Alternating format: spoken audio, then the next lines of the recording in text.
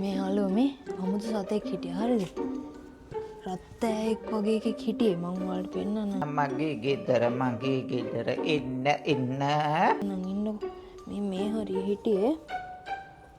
ඌ රත්තෑයෙක් වගේ මේ පත්තෑයද මොකද මම රතු ලස්සනයි පාටක්. හලෝ මගේ රත්තරන් යාළුවනේ කොහමද? ඒක මේ හස්බන්ඩ්ගෙන් මොකක් සුදු අර සතාගේ නම? මොකයි? අර උදේ හිටියේ මේ ගලාස්සේ. ගලාස්සේ හිටියේ අර සතෙක් රත්තෑයෙක් වගේ එකෙක්. ඔයාලගේ පැත්තේ මොකද්ද කියනවා කිව්වේ? ඔය මොකද කරන්නේ? ඒකව පෙන්නන්න හදන්නේ වීඩියෝ එකක්. අනේ ඕක ස්ටෝරේජ් ෆුල් කරගන්න එපා.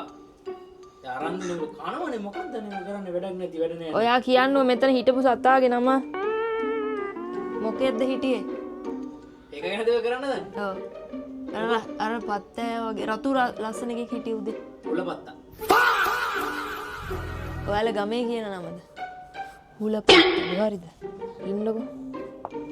මේ මෙතන මේ කොමින් පේනවා ඈ. මේ මෙතන හිටියේ.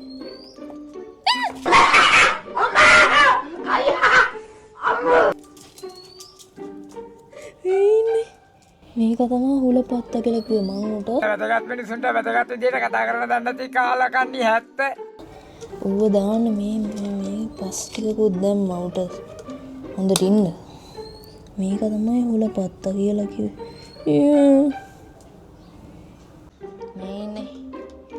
මේ මන් දාගත්ත එයාට ජීවත් වෙන පසුත්.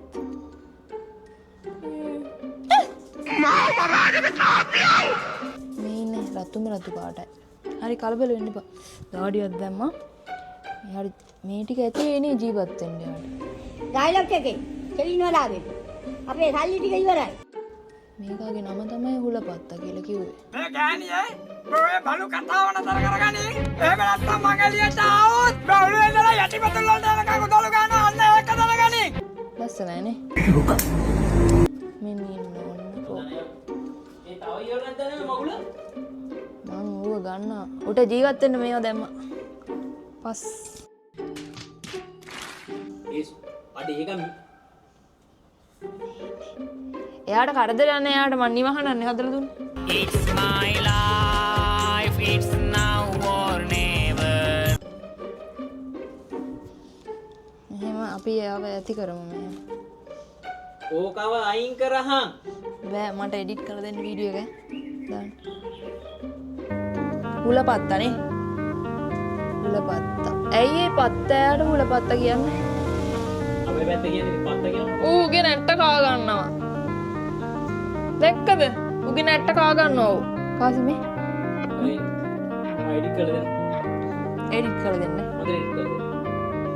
මේ වගේ වැදගත් වීඩියෝස් වලට නරඹන්න දිගටම යන්න.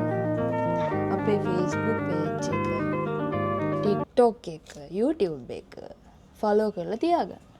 මීට වැඩිය හොඳයි. බෑ අම්මට.